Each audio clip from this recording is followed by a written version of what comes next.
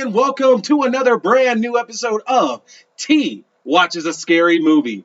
I am T, and of course, we are talking scary movies. I appreciate everybody joining us in for another brand new episode. Keep in mind, new episodes go up every Wednesday night, 8:30 p.m. Mountain Standard Time, or close enough to that. I know sometimes they don't always go up 8:30 p.m. Mountain Standard Time, but I appreciate everybody tuning in. Remember, if you subscribe to the YouTube page for T Watches a Scary Movie, you'll be alerted when new episodes are going up. So make sure that you're subscribing right here. Because if you subscribe to this link, you'll make sure to get all the notifications, again, of when new episodes are going up and any other videos that I put up as well, too. And of course, if you want to know about our watch parties, which we do every Wednesday night after our new episodes, and then typically every Saturday night with some scary TV shows, though for the month of March, we are doing Thursdays, make sure you subscribe to our Facebook group page, which can be found right here. This link takes you to the Facebook group page for T Watches a Scary Movie, and that's where you can find out when we have our watch parties going on. You can take part in our daily discussions we have as well, and have some other fun with us too. So, last week we talked about a little backwoods horror. We talked about The New Wrong Turn, and then we also talked about this great film I had recently had a chance to see, getting a lot of buzz, called Hunter, Hunter. Well, I was lucky enough to get an interview to be able to sit down with the writer and director of Hunter, Hunter, Mr. Shawn Linden. So, over the course of the next couple episodes, you're going to get to see that conversation happen. Now, to let y'all know, there are mild spoiler warnings in this, but we will let you know if there is anything massive that's going to be coming out. But this is part one of my two-part interview with director Shawn Linden, the writer and director of the film Hunter, Hunter. Enjoy. Hello, everybody. Welcome back to T Watches a Scary Movie. And joining us today is a very, very special guest. We just got done discussing his film in our most recent episode of the show, Hunter, Hunter. It was just released on streaming and in some theaters December of 2020. Joining us, folks, we have Mr. Shawn Linden. How you doing today, Shawn? Good, Darren. How are you? I'm good. I'm good. I mean, Very much appreciate you joining us. As you kind of mentioned there before the show, we're all still quarantining and enjoying the fruits of 2020. What was your 2020 like for you? Now I gotta ask. It was pretty non-eventful until the movie was released. So I guess until December, and then it's kind of it's been fun in a very distant way. This is a year where there's no film festivals and genre festivals, which I've always loved so much. And this film probably would have made a good fit in some of those. So on that side, it's been a little bit, a little disappointing, but all things considered, I mean, my family's safe and everybody that I know is safe. So it's a super small problem to have. And yeah, right now I'm just great. I'm great trying to keep grateful about things and not think about being cooped up in a house for another few months. So I'm grateful that I have some family that I'm going to be able to see soon. Definitely. And that's a benefit, is that as we come out the other side of all of this here, we can start looking forward to some sense of normalcy sometime soon, hopefully. So yeah, everybody's curious, because you did mention, missing film festivals and stuff like that, honestly. Obviously, 2020 has changed the way that so many things like film festivals or conventions and stuff like that are going to look for the foreseeable future. And I feel that a lot of films that we got last year, they didn't justly maybe get their day or their chance to kind of shine, because, like you mentioned, for genre films especially, film festivals out there are one of the best ways to get like the buzz going and to get that interest worked up for a film. How do you think, looking at your own experiences with Hunter, Hunter, and I guess, any other movies you yourself might have been watching or following or anything like that, how did you see like the film festival kind of industry change on itself in 2020? Well, there's also the flip side of that, which is an advantage that I think our movie had, along with a bunch of other independent, especially horror films, is that the tentpole horror, the big budget horror films all got pushed, which kind of allowed a little bit of a vacuum to be filled in by more the lower budget or independent films.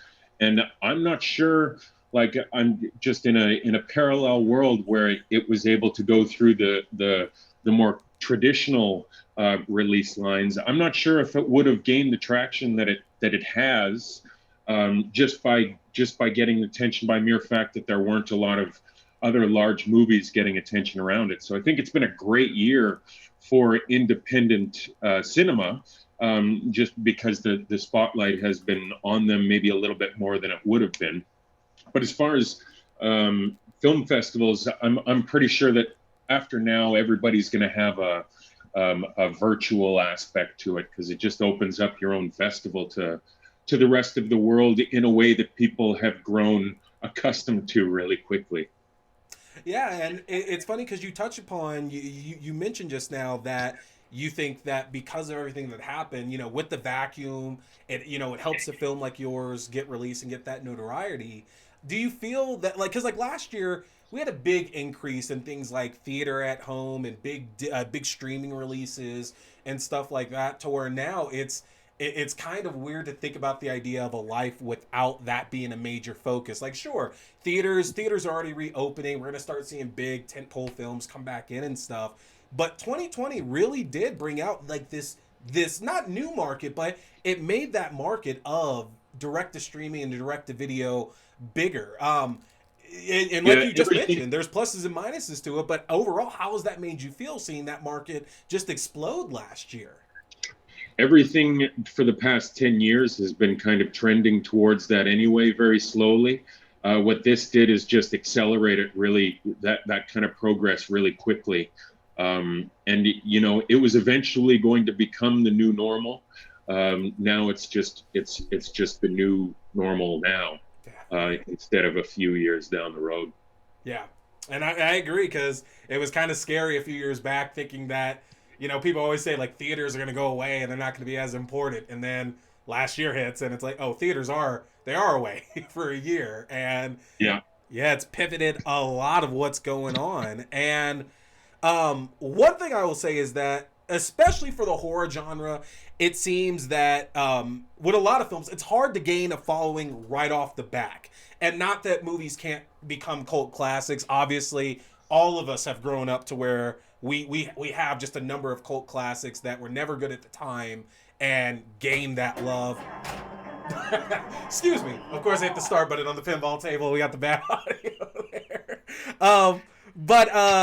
Hunter x Hunter is getting like universal acclaim. I haven't seen anything negative go out about it. It's got a 94% fresh rating on Rotten Tomatoes. And, I don't want to like throw like 2020 into it or like, quarantine or anything like that. But how did it feel seeing the reaction to your movie come out and just, to me at least, it seems like it's just been an overwhelming just barrage of good coming out about that. How did that feel personally, just to see all these kind words and good marks, stuff like that coming out about it?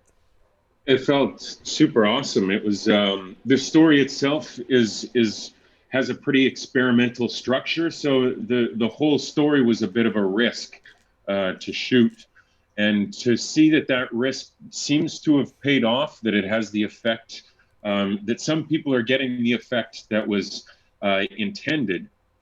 It's really, really reassuring. I mean, the script was written. The original script was written back in 2007, which is just 13 years ago. So it took a long road to getting made, and went through a bunch of variations and wound up getting improved throughout the years and boiled down to its kind of essence, just the part that I loved about it. And so to know that all of that's kind of validated is really reassuring, because I knew that it could have gone way worse.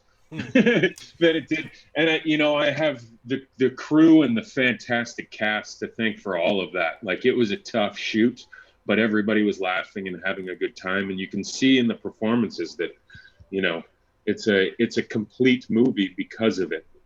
Definitely. And you touch upon the fact you said some of it's like experimental in the way that you did it.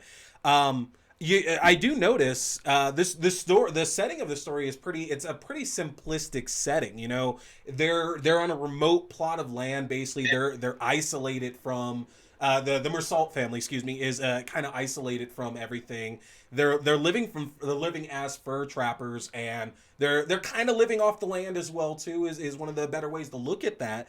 I am curious because you talked just now about like the original script and kind of what it's been through.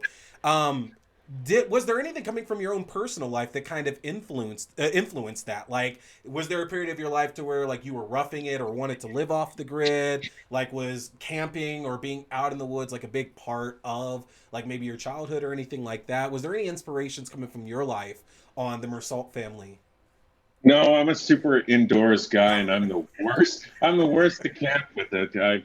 I've gone camping at one time with 100 hot dogs and nothing else, and use that to barter for pillows and a sleeping bag and things like that while I was on site. Yeah. So I'm really not good at any of that. That just came from a lot of research and hanging out with people who actually do that, who actually have trapping shacks out in the woods. They don't actually live out there and are self-sustaining because, again, touching on the part of the story that fur trapping is not a way to sustain a person's life in modern times, and they're no different. They just do it uh, for the passing down of traditions and of respecting the things that their fathers and their grandfathers and their grandparents have, that way of life. But yeah, it's more of a hobby right now than any of that. But yeah, it just came from a lot of research and making sure that nothing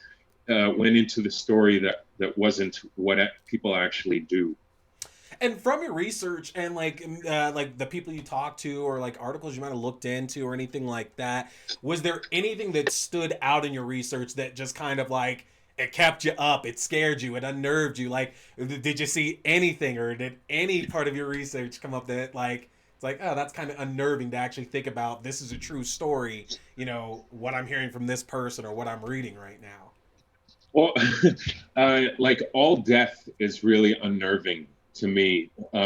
Part of the story, just straight up, like the vibe of the story came out of my ambivalence towards eating meat. Like I love eating meat, I love steak, but I also love cows and I love living things, and I can't reconcile those two things in my heart. And to examine a wholesome way of doing that, where some people have to do that for survival, and ultimately we have to kind of do that for survival as well. But that doesn't lessen the blow to people who have a love and respect for animals. So yeah, that's the kind of unnerving stuff that affected the story for sure. That how death is treated in different on different points of the spectrum, be it the really wholesome kind of like using the whole buffalo and nothing goes to waste, all the way to the opposite end of the spectrum where people are killing for sexual or personal gratification. So, and all of the bits in between. Yeah. So And oh, I'm sorry, I didn't mean to cut you off. Please go. no worries. It was all unpleasant. I was glad to have had the story kind of gone, but yeah. And it's interesting because when I was watching the movie, I tried not to put anything else in my mind of like other movies that like I was going to compare it to or anything like that. But I kept thinking of like other things out there, like The Edge with like Anthony Hopkins, or like The Grey with Liam Neeson and everything. And your film's different in a way to where in those movies it's a lot more about the animal itself. Like, yeah, there's a lot about human nature and what we'll do to each other, and what kind of character a person is. But in Hunter x Hunter, the wolf plays such a big role in terms of how that affects the characters and moves that story forward. But it's still not exactly the, and not that the later part, again, without giving spoilers, not that the later part necessarily is, but I found it very interesting that the wolf isn't exactly the main focus of this. It's more about like this family and being able to get by, and like it seemed, at least to me, it came off like this dad who's trying to hold on to what he's used to and what's made his life somewhat comfortable, and trying to make that life comfortable to his family. So can you talk a bit about, I guess, about the wolf and where that plot point kind of came from, why that was like kind of the driving force of the story itself? Well, the two movies that you'd mentioned, The Gray and The Edge, which I enjoyed both movies, particularly The Edge when I was little. Um, those movies do a good job of demonizing the animals by making them the aggressor and making them kind of worse and more powerful than they are, and not adhering to the behavioral traits of those animals. We really tried to show, and the story just shows that sometimes a wolf is a wolf. And yeah, it's dangerous, but it's not an insurmountable danger. The danger that you sometimes feel in your head, just like from Anne's perspective, from personal experience of just having unpleasant experiences with wolves, that may color your opinion, but it's not going to change the wolf's behavior. It was a stray. I'm not going to, without getting into spoilers in the movie. There's a reason for the wolf to be there, and it doesn't act in any way that's not wolfish. So it was really key to try to give that a very realistic portrayal. The movie was meant to have, it was meant to be a story or a fairy tale about predators. So it has a very parabolish structure, or a fairy tale like structure. But we also wanted to contrast that with realism for each of the characters. Like the big bad wolf is in the movie, but in reality, it's not really a big bad wolf. It's just a wolf, Yeah. and the big bad part comes from a different animal. And it's so interesting to hear you say that because about how it's a fairy tale and it's about like kind of a warning and everything like that because there's some pretty clear cut story beats later on to where after Anne and Renee come across Nick Stahl's character and everything, she's very prudent about not letting Renee be around him. That first night where they discover him and everything like that. And like obviously the audience is always gonna take that and like put their own thoughts into it, but it's so interesting having you describe it a bit as a fairy tale and a bit of a cautionary, like kind of a warning tale, because you can entirely feel that from Anne's actions with Renee later in the film when she finds Nick Stahl's character and is like, stay in the house, stay in your room, don't come out here at all. And I thought that spoke so well to the performances that you were able to get out of it because you have a fantastic cast. Devon Sawa, Camille Sullivan, Summer Howell, Nick Stahl, as I said, and in a lot of horror films, I feel that it can be stereotypes. We're just getting the traditional roles in there, and it's almost like the entire film is like an energy transfer because like Devon Sawa's character Joe is just so he's so strong and he's gruff and he's trying to protect his family the best way he knows how while still being a bit stubborn. And as the movie goes on, he's transferring that straight over to Renee, like trying to teach her how to live in his world. And even to Camille Sullivan's Anne, to where she picks up so much of that intensity and strength throughout the film. And she has to learn. The movie's about kind of the transfer of knowledge and tradition, like from one generation to the next, and what happens when that kind of information or tradition becomes obsolete. What happens to that kind of stuff, the transferal or the handing down of essentially useless information. And there's a repeating aspect to that in the movie where the father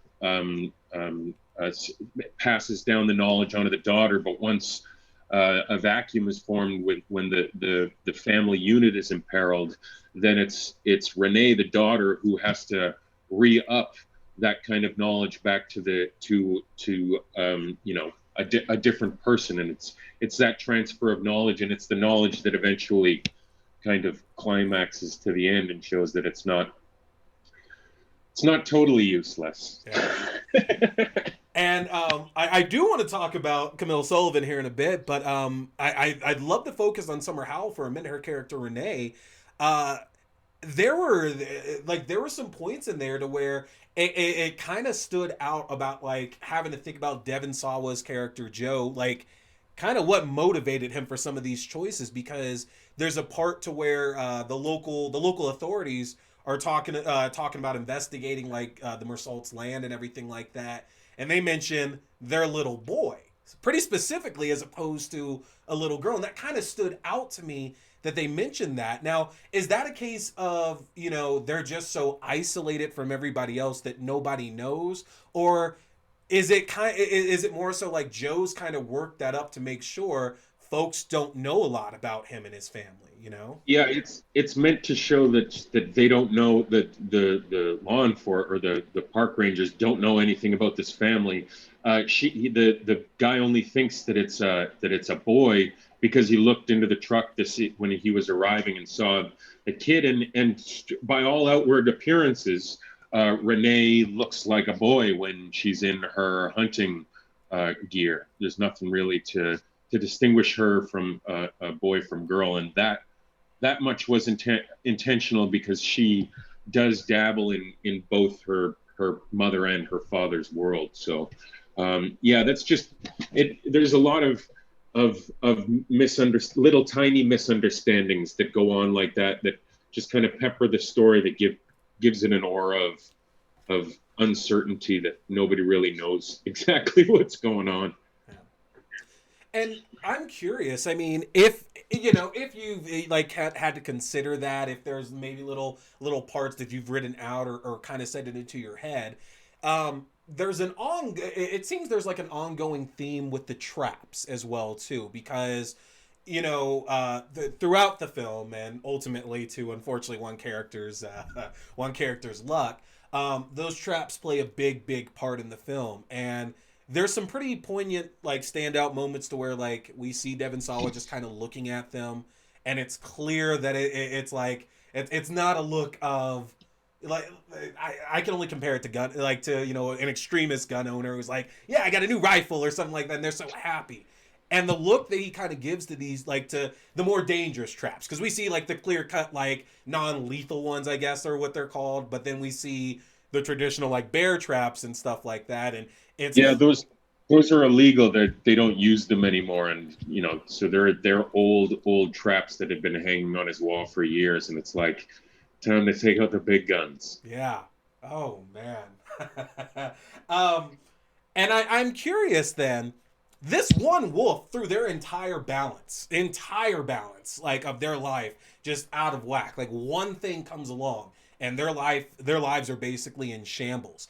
Is there any reason, or was it ever any kind of considerment of, does it take more than one? Like, what's the make it one wolf versus like a pack of wolf or anything? Because I had a lot of my viewers asking about that. Like, this one wolf, like seriously screwed their lives. Like, where was the wolf pack? Where's the rest of the wolves? Was there ever any consideration, or did that not really matter in the scheme of things, honestly?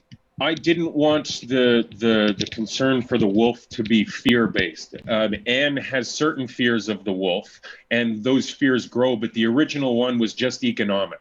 The wolf is stealing from their traps. They can't make money for food if it's stealing from their traps, so they have to go and get it. It's only afterwards, once we start making assumptions that it's also the result of what happens to be another person's activities, that we infer that kind of, or we project that fear onto the wolf. But the wolf is also, it's acting according to what a lone wolf. Sometimes wolves are too sick or wounded, or or old, that they don't or at odds with a pack that they have to break off, and then they don't really operate according to the rules of normal pack wolves, because they have different prey. They can't take down a moose, so they have to be more clever and a little more infiltrative, and find their food where they can get it. So it was all just very pragmatic, that the wolf is just being a wolf that has found itself an easy meal. So it was again just trying to keep that the wolf is never ever fully demonized beyond what the audience themselves, the fears that they're projecting onto it. And that's a perfect explanation, because it is easy to see, even with the title of the film as well too, that if we're looking too far into the wolf itself, like you said, the wolf's just doing what its own nature. It's not specifically targeting this family and trying to make their life hell. It's just that's that wolf's nature of trying to survive. And like when we compare or even look to a lot of other horror movies that are kind of set like in the isolated woods and things like that, I am curious if, while writing this, years back, as you said, you've been writing it for about 13 years, and then even directing it, do you ever have to consider all these other kind of horror films with the same kind of setting out there, because your movie is so different, and that's one of the better things about it. It's not nothing too cliched or nothing too over the top or anything like that at all. But I am curious if during the writing process, or especially when you're directing it recently, do you ever have to stop and consider the whole genre of, like, not backwoods isn't the right term, but like Yeah, isolated isolated backwoods horrors. backwoods is a pretty good term in it. Okay. I don't live in that specific genre, that backwoods genre, but like as a macro, um, that my ambition or my intention when I'm writing scripts, especially the ones that I direct, are to make stories that haven't been told before. And even if like it's even if that's a failure, that attempt itself hopefully comes through an attempt to kind of be original in some way. And that's why it's really hard to put Hunter x Hunter into a genre. It's like a thriller with really horrific elements that almost push it into a horror realm. And by some people's judgments, it definitely makes it a horror movie. But it's just like I was really trying not to look at other projects to lean on, Yeah. and basically just keeping, I had my Grimm's fairy tales kind of way of telling something, and I had the really gritty, accurate details and the muck of that life to mix in with those kind of fairy tale archetypes. So there's the burly woodsman, and maiden in distress, and the cabin in the woods, and the enchanted forest. There's all those kinds of sort of basic things that people have been starting their stories with since stories began. Yeah. But it's again just trying to use those expectations that the audience goes into it, and then kind of upend them as many times as you possibly can. There's at least a few moments where, if you haven't seen the trailer or read anything about the film, that definitely goes in a way that you did not think it was going to go. It takes some abrupt turns, and that was part of the experimental nature of the story, and that's also what we were going for, to subvert expectations and make that part of the tension itself. And with that, you had some fantastic performances in it. I mentioned it, but I do want to talk a little bit about Camille Sullivan's performance real quick here, to where she ends up being the guiding light's not really the right word, but she's the captain of this ship as we slowly progress through this story. And to get into kind of spoiler territory, which if any those of y'all who are watching, you're gonna want to skip ahead just a little bit for some of the beats that might come up here.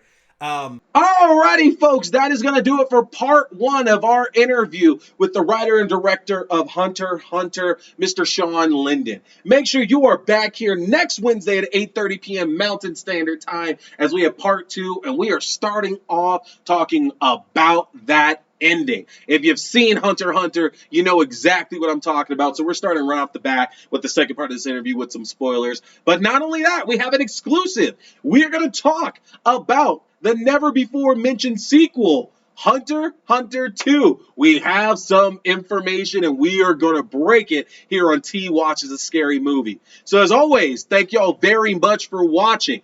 If you want to check out some of the other work I've done, my interview here with David Steinman, the writer and director of the holiday horror classic Santa Sleigh, you can check that out there. As well, if you want to see my interview with my good friend and host of Nia Has Questionable Taste, Miss Nia, you can check that out right there. And of course, make sure to subscribe here to the YouTube page, like I mentioned before, so you can be alerted when new episodes are going up right here. Thank y'all very much for watching. I'm T. We've been talking scary movies. Make sure to hit the Facebook group so you can find out about the watch party tonight. Stay scared!